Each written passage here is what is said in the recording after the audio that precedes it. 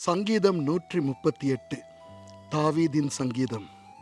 உம்மை என் முழு இருதயத்தோடும் துதிப்பேன், தேவர்களுக்கு முன்பாக உம்மை கீர்த்தனம் பண்ணுவேன்.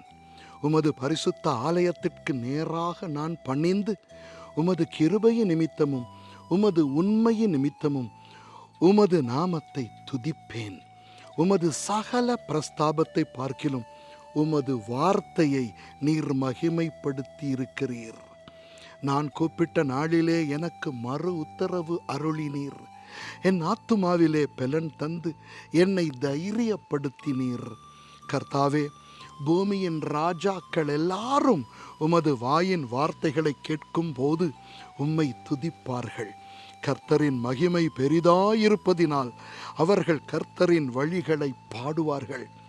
கர்த்தர் உயர்ந்தவராயிருந்தும் தாழ்மை உள்ளவனை நோக்கி பார்க்கிறார், மேட்டுமையானவனையோ தூரத்திலிருந்து அறிகிறார்.